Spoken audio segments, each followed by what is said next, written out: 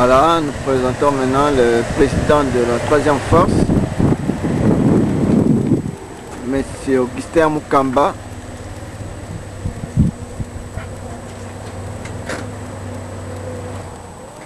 Il va nous expliquer qu'est-ce qu'il pense la troisième force. Alors, M. Augustin Mukamba, expliquez-nous qu'est-ce que vous pensez de la troisième force, parce qu'on entend souvent parler de la troisième force, mais on ne comprend pas qu'est-ce que c'est et qu'est-ce que vous envisagez faire dans ces prochains jours. Merci beaucoup, cher ami, pour ta question. Je sais que maintenant c'est à la vogue, hein. Surtout au niveau de la diaspora, on ne peut pas s'en passer de la troisième force. Comme on a expliqué à plusieurs médias, à beaucoup d'amis, c'est un nouveau vent, un nouveau mouvement, une nouvelle plateforme qui a trouvé naissance, qui réunit les personnalités, les mouvements, les associations, tous ceux-là qui aspirent au changement et qui veulent voir changer et aller de l'avant. Donc c'est ça. Et notre objectif, c'est qu'on veut rompre avec les vieilles habitudes ou avec les traditions. C'est pour juste, nous voulons juste innover dans un nouveau sens. Et nous voulons aller avec une nouvelle direction, avec une nouvelle initiative, avec une vision autre que les visions traditionnelles qu'on a de la politique dans notre pays et en Afrique. Donc voilà un peu la démarcation, la différence au niveau de la troisième force. Et pourquoi militer à l'extérieur au lieu de militer sur place, sur le terrain? Écoutez, ça c'est vous qui le dites. Croyez-moi que la troisième force est représentée partout. Même au niveau du pays, ils sont là. Parce que ça étonne, c'est ce qui fait même notre différence parmi tant d'autres, surtout au niveau des amis avec lesquels nous militons au niveau de l'extérieur.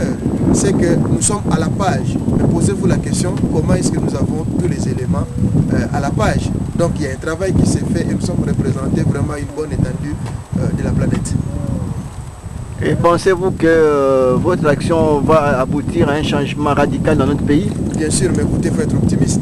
Ces derniers temps, je me dis avec l'éveil qui a sonné, parce que nous vivons les temps de réveil en RDC, je suis optimiste que dans 10 ans, les choses pourront basculer. D'accord. Et quels sont les objectifs que vous présentez, vous envisagez dans un premier temps, dans un proche avenir? Écoutez, actuellement, nous avons un travail que nous avons mis à la disposition du pays, les plans Augustin.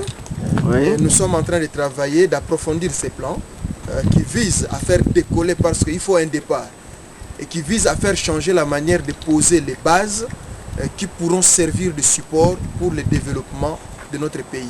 Donc nous sommes à ce stade-là et nous travaillons fort sur ces plans que nous appelons nous les nouveaux systèmes d'exploitation pour la RDC. Et on voit au pays maintenant, c'est-à-dire il n'y a rien qui bouge. Tout ce qu'on a voté, tout ce qu'on fait la propagande, votez-moi et votez-moi, ils ne font rien. Et qu'est-ce que la troisième force peut faire à ces moments-ci? Mais écoutez, du fait qu'ils sont dans la vieille tradition, ils sont dans les systèmes. Parce que la troisième force, si elle s'est posée dans l'opposition, c'est justement par rapport au système traditionnel que nous condamnons. Donc ceux-là, il est tout à fait normal que ça ne puisse pas trop bouger, pour ne pas dire ne pas bouger du tout.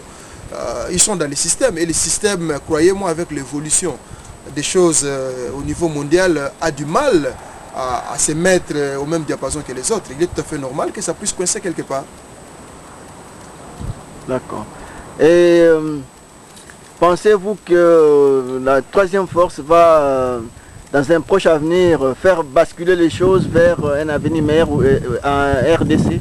Écoutez, nous sommes optimistes, mais nous avons, si vous voulez, notre cri de guerre, oui, ou notre slogan où nous disons qu'ensemble, et rien qu'ensemble, on pourra bâtir le Congo. Et que pensez-vous de l'opposition sur place? Ils font rien ou bien vous voulez partir depuis l'extérieur pour rentrer dans le pays? Écoutez, franchement, ce n'est pas à moi ou à nous de dire. Dans notre nouvelle vision de voir les choses, nous nous sommes dit il faut traiter les gens selon les actes. Ça ne sert à rien d'être subjectif. Ce serait au peuple, ça serait à nous autres de voir ce que font et le pouvoir et l'opposition en place.